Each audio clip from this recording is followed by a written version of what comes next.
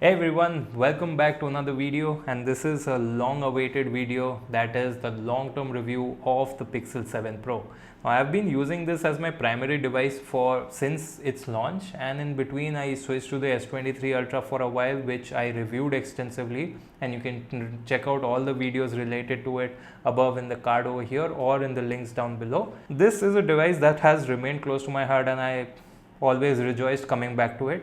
Not that it is perfect, it has some really major issues in some factors, and that's why you should watch this video to understand if you are the kind of user who can make do with what it offers, what it does best, or makes you steer away from this particular option because of what it lacks. So hey, this is Shreyas, welcome back to another video, and let's check that out.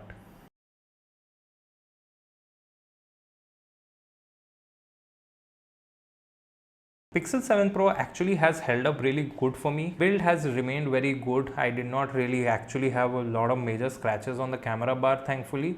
There are very slight tiny micro scratches which you probably can't even see in this. I'll try my best to show if possible.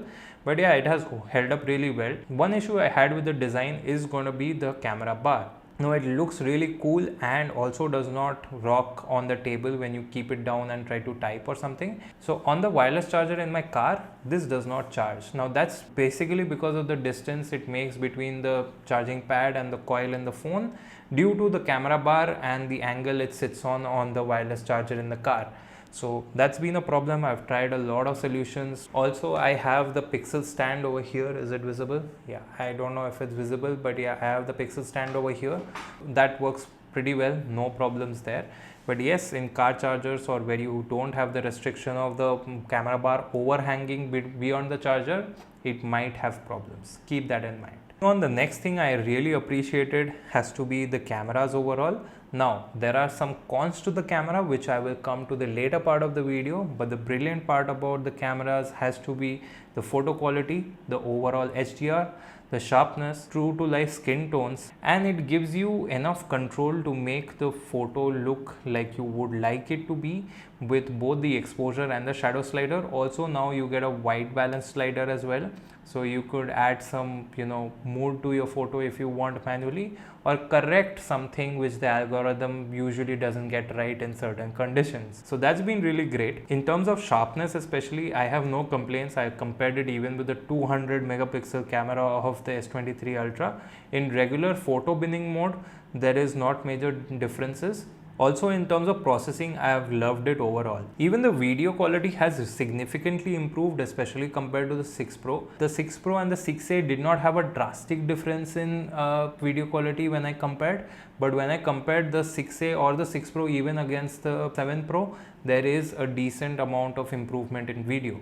Now I'll definitely say that the video is still some way to go even in comparison to Samsung, because Samsung really got the video quality right. But overall in terms of stabilization, this is really done well, and especially in the other stabilization modes also is done well, although I hardly use them.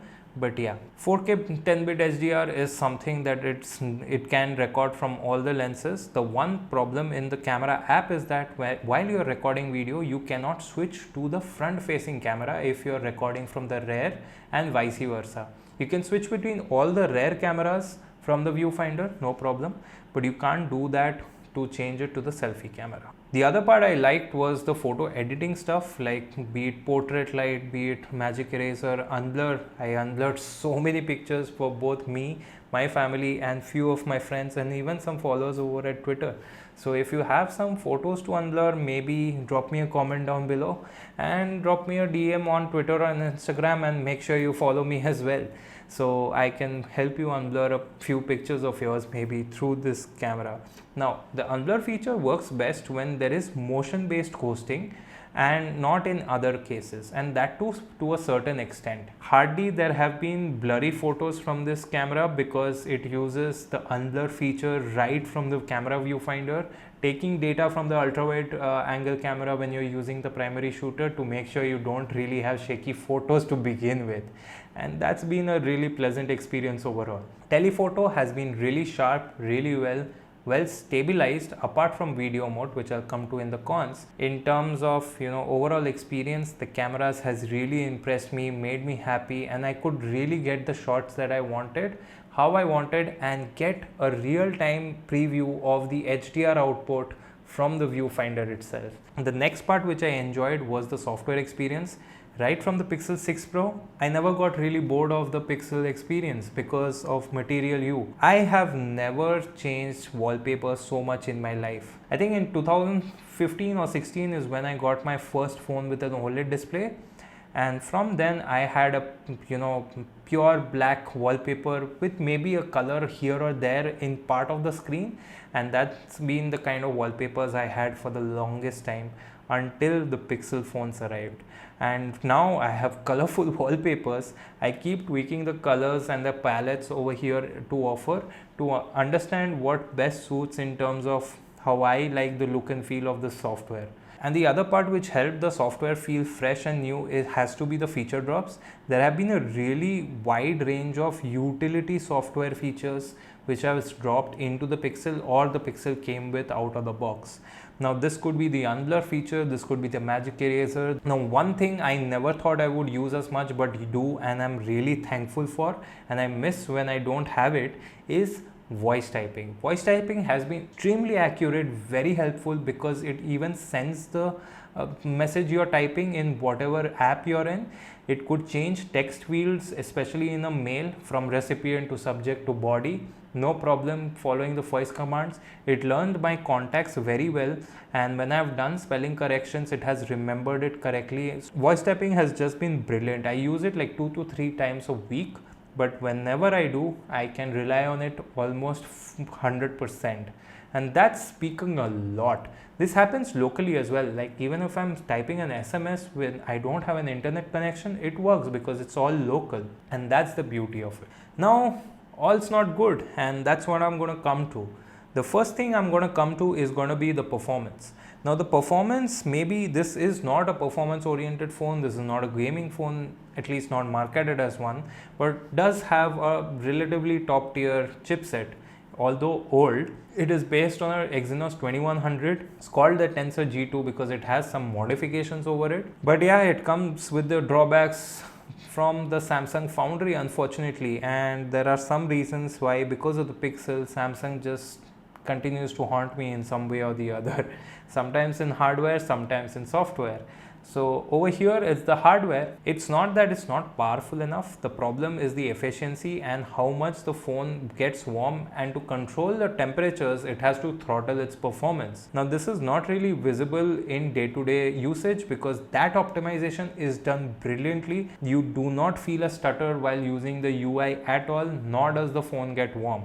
But when you go into games, heavy apps, with data on or 5G on, you have navigation, plus you are using the camera from time to time, that's when it struggles after a point. Now, I did a simple test between the S23 Ultra and the Pixel 7 Pro, a blank, 4K 10-bit HDR recording going on the cameras. Now the Pixel 7 Pro just refused to record after around 20 to 25 minutes because it got so warm. It paused the recording by itself, although it did not dim the screen at all. It paused the recording, stopped it, and did not allow me to record until the phone cooled down. And these are things how the Tensor G2 kind of holds the Pixel back in terms of delivering on its best part, which is the camera experience. If you are limited in the camera experience because of the chipset, that's kind of unfortunate. Apart from that, it's not that great news for gamers as well, because although it can perform well, the sustaining that performance has been a problem for this, because again, temperature rises, tries to throttle, not that efficient. Fortunately, that did not really reflect in the battery life because I consistently got at least 6 hours of battery life, both with QHD plus resolution and always on display on. I just have it off during my bedtime mode, which is around 8 to 9 hours of sleep during the night. Apart from that, it runs all the time.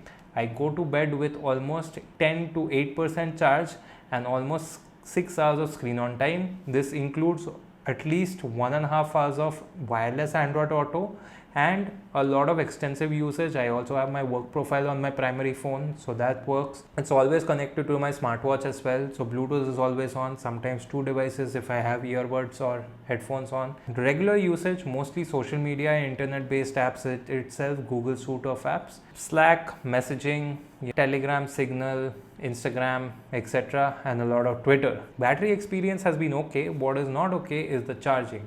It takes a hell lot of time to charge.